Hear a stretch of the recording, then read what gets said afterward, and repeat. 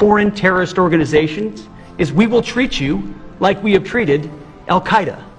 We will find you, we will map your networks, we will hunt you down, and we will kill you. And you've seen that evidence in the maritime domain, whether it's in the Caribbean or in the Pacific with the last 2 strikes. We know exactly who these people are. We know what networks they work with, what foreign terrorist organizations they're a part of. We know where they're going, where they originated from, what they're carrying. And they know we know. And that will soon start to change the calculus of these boats. So the critique of this is, of course, as often is the case, wrong. And US has been consistently, in addition to other partners, listed as supporting countries to help us in eradication of terrorism. And don't forget, it is a United Nations Convention on Counterterrorism that empowers the United States to become the global front or focal point in fighting against terrorism. And wherever a word terrorism was defined in a given area, that means US have right to protect. They call it the responsibility to protect R2P. They have right to invoke that R2P to get into that country and destroy that terrorism. Yeah. So what we should show in our own case in Nigeria is that we should show commitment and willingness to partner to eliminate the threat of terrorism, not completely condemn a hand that is coming to help us and then put a motion forward. Yeah, the truth of the matter is why it became a polarizing statement is because there is a religious connotation to it. Since if you look at Donald Trump's speech, he mentioned Christian genocide that naturally would trigger an impulsive response from the Muslim side. Meanwhile, when you look at the core issue that triggers the so-called Christian genocide was because Christians were the ones that made the report. Had the Muslim done the same thing, it could have been that they would also include Muslim genocide, Christian and Muslim genocide, but Muslim organization didn't go to report it. And that's basically where the issue is. And on China coming on board is just a factor of strategic rivalry. Wherever US goes to the west, China will naturally go to the east. But it has no any bearing upon the stand of the United States when they want to project their national interests. You've seen it historically. China opposed invasion of Afghanistan. It doesn't stop the United States from staying there for 20 years. Similarly, in Iraq, it doesn't stop them. In fact, most recently, the biggest, most strategic ally of China in the Central Asia is Iran. China vehemently, strongly stopped Trump or the US from invading Iran for whatever reason. Yet, Trump bombed Iranian nuclear facility and nothing, they did nothing, absolutely. Look at Gaza. China was strongly against the genocide in Gaza, but they couldn't do nothing. So just strategic rivalry. So anybody that is thinking that if China is talking, it's like China is coming to fight on our behalf, should US decide to invade Nigeria, it's just making a maybe very... You think this is a symbolic show of support and nothing more? It's just symbolic show of support. But some would say, listen, China has a lot to lose if United States does what it wants to do. In fact, the truth of the matter is, China also is feeling the pains of the economy of Nigeria like many other Nigerians because they have several companies that operate in Nigeria that most of them are currently crying of not being paid for the services they have rendered. So I want you to believe that when you look at the Chinese policy globally, you will see that their response in Nigeria was purely out of strategic rivalry. It has no any basis in action. So should US decide to do anything, China will only issue strong press statements, and then strong worded diplomatic messages, but yet do nothing. That's what it is. So we don't begin to see this as somebody that is coming to back us. Nigeria needs to get its foreign policy acts together. The truth of the matter is, this government's foreign policy, as I mentioned earlier in one of my writings, is the laziest we have seen in the history of Nigeria. There is no activity.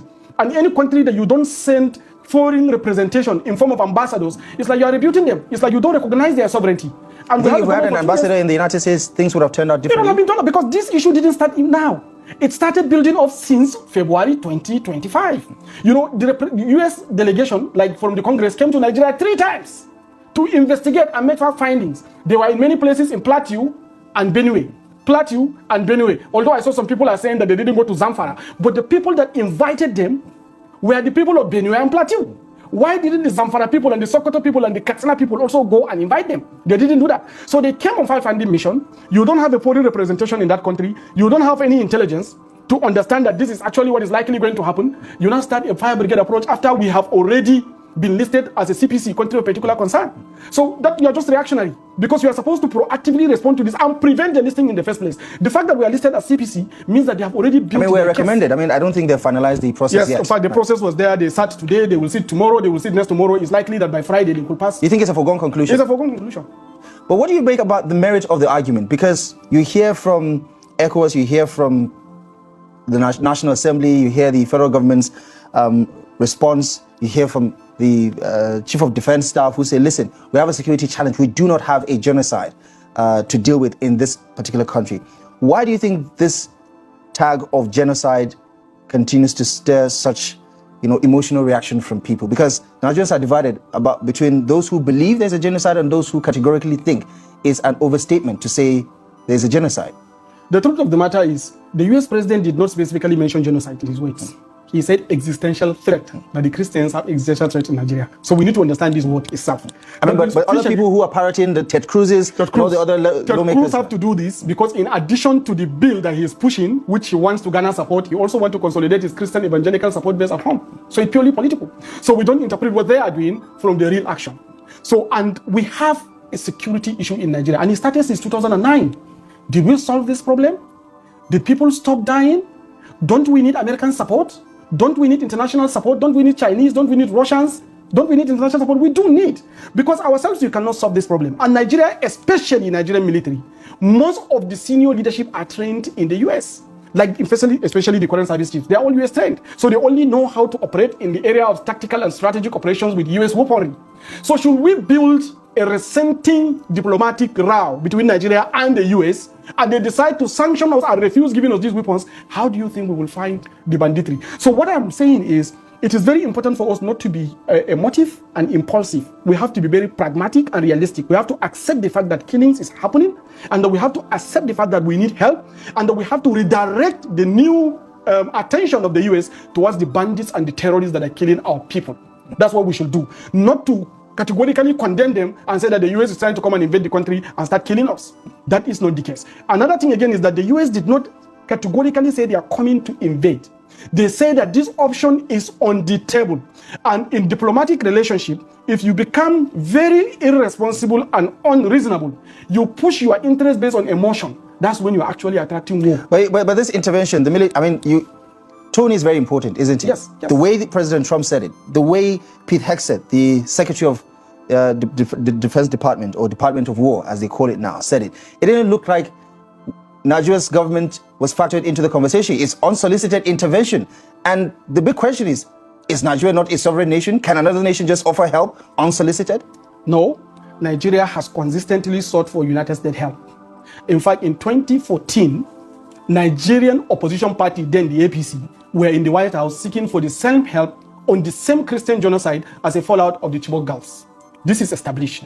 The second thing again is that even most recently, we acquired $346 million worth of weaponry from the US, and we are trying to send our military personnel to go and train as a factor of diplomatic relationship between Nigeria and the US. And US has been consistently, in addition to other partners, listed as supporting countries to help us in eradication of terrorism. And don't forget, it is a United Nations Convention on Counterterrorism that empowers the United States to become the global front or focal point in fighting against terrorism. And wherever a word terrorism was defined in a given area, that means US have right to protect. They call it the responsibility to protect R2P. They have right to invoke that R2P to get into that country and destroy that terrorism. Yeah. So what we should show in our own case in Nigeria is that we should show commitment and willingness to partner to eliminate the threat of terrorism, not completely condemn a hand that is coming to help us and then put emotion forward. We can negotiate with them. We can tell them, give us the weapons responsibly. We can discuss with them and acknowledge that this genocide is taking place. Yes, they say Christian genocide. Now we can justify to them that, look, it's not only genocide, it's not only Christians, Muslims also are affected. But do you agree with the categorization that it's a genocide? I actually, when I look at the damages, when you look at the total number of the people that have been killed over time in Nigeria, and they are killed defenseless in villages, sleeping in their homes, then what can you call this, for God's sake? You think there's a genocide? I think it's actually pure genocide, because you just come and kill people, just like that. And this thing has been happening. Several villages in Katsina destroyed. Several villages in Sokoto gone. Several villages in Zamfara every day. If you have to zoom out and consider the numbers in totality, one would say there is also a genocide in the United States. Yes. Much more than what is actually happening in Nigeria. There have been more attacks on worship centers, mosques, churches, synagogues in the US from 2000 to date. 3 times what has happened in Nigeria over the last 1.5 decades. I'm not a lawyer. I am not an international criminal attorney. I will not understand that, but I know that there is a difference between hate crime and genocide. Like what happened in Gaza, you are killing defenseless people, is called genocide. Right. But the US disagrees. And thank you for bringing the Gaza point up, because the question is, there are a lot of inconsistencies when it comes to the United States foreign policy, especially when the interest is at play. Where is the same categorization on Israel when it came to Gaza, where you're talking about thousands of people killed within the space of just 2 years, right? Women and children, defenseless, as you've said. Yes. Where's the same anger? Where's the same categorization for Israel? Because they've not even admitted that what has happened in Gaza is a genocide. Ergo, the reason why people question their motive for coming to Nigeria, or at least focusing on Nigeria. To be very candid with you, the United States foreign policy globally is driven strictly by self-interest. If it benefits them, even if the whole world is dying, they will justify it. You can see some places like Nigeria, they will come and accuse us for not practicing democracy. But there they are backing autocracies in other places where it fits them. In fact, in some places like Syria, they converted the #1 terror fighter, Al-Jolani, to Ashara and made him president. So it's all strategic interests. But you, as a country, you don't feed that strategic interest. If you come with emotion without pragmatism, without responsible approach, you are feeding the desire for them to exert and exercise this interest. So what you should have done is to find a very common ground, not to ever allow this diplomatic round to go hard. Accept it and take ownership of whatever action they want to do, and then implement. But the situation whereby you rebuke, deny, condemn, you are further giving them to justify with their audience to come here in the interest of whatever strategic interest they are trying to target in Nigeria, to say that they are fighting to protect the Christians. Meanwhile, what they are doing is not actually fighting to protect the Christians. They actually have strategic interests. So to defeat them is to be very pragmatic and realist. You have to approach it the way it is. You have a problem. We also identify that this is a problem. We take ownership of this problem. What is that your strategic interest? Bring it on the table. Let's discuss it. We will take ownership. We will cleanse our country. But please, guys, we know you are superpowers, but we are good at our tax. Just before you go, I want to beg you for one thing. I beg. See, you see the screenshot you see on the screen now. Now that's the name of my YouTube. I beg. Make una go YouTube now, please. Go follow me there. I beg una, please. You see, Uncle Mark, sometimes the guy they be like, could they smoke? Sabalo comedy page, some time ago, I think 2 years ago, he deleted one of his page, made it reach 4 million, another one 2 million. He has experienced it twice, so anything can happen. So we just have to prepare for any eventuality. Okay, I beg, follow me on YouTube now. Just type the name as you see it on the screen. Okay, so you can also, in case any issue, you can also catch up with me there. Thank you.